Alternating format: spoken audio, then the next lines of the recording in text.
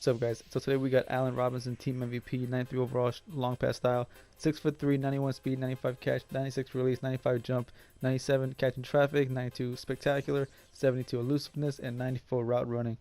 I nicknamed this guy Mr. 50-50, which is not a good nickname for any run or receiver, but that is the nickname that he did earn himself. Whenever I threw to him, especially in traffic, it was always 50-50 because, even though he has 97 catching traffic, I was surprised of how many passes he dropped in traffic. And I'm not talking about those deep passes, like in double coverage. I'm talking about the slants across the middle, drop drop passes. Now these right here are some of the few plays where he did do pretty good. I did notice that when I played with him, he played his best in the end zone. For some reason, he rarely dropped passes in the end zone as opposed to, like the 50, 40, 30 or wherever. Like right here, these passes is for some reason, he was always clutch in the end zone. I'm not sure why that was, but it is what it is. So if you do get Allen Robinson, I definitely suggest utilizing him in the end zone. And this right here, look to the left right here. His run blocking was unbelievable. I thought Hines Ward was number one in terms of run blocking. Allen Robinson gave him a run for his money, and on paper it's not there. I think he only has like a 60 run block. Look right here, throws him to the ground, gets to the second level, throws him to the ground, and helps me get a really big run. And he was doing this very consistently, and I just don't know why that is. I'm not complaining. You see right here, he did not pancake him, but he did hold him long enough. On the next play, I believe he's going to do it again. Yeah, right here, see? Does not get the pancake, but he does hold them long enough for me to get a good run. So if you have trouble in the run game in terms of blocking, I suggest use Robinson. If you get Robinson, that is. That is a nice little feature that he has. And right here is what I'm talking about. These are not big time, passes. These are just normal passes in traffic. And he dropped just as many as he caught, which is never good. This was a bit of a deep pass, but still it's one-on-one. And some guys say that I hold my receivers to too high of a standard. I do not believe that. I play with Michael Irvin and Hines Ward. Those guys rarely drop these kind of passes, so that's the standard that I hold these receivers to.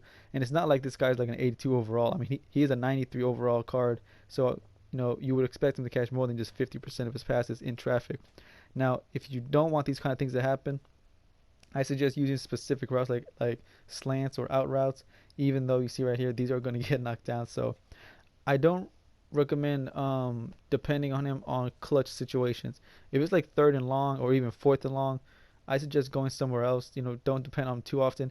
Only throw to him if you see like a nice matchup, like a shorter corner, like a 5'11" corner or something. Then I could say throw it to him. He will pull off these spectacular catches right here from time to time, but not often, so don't depend on them.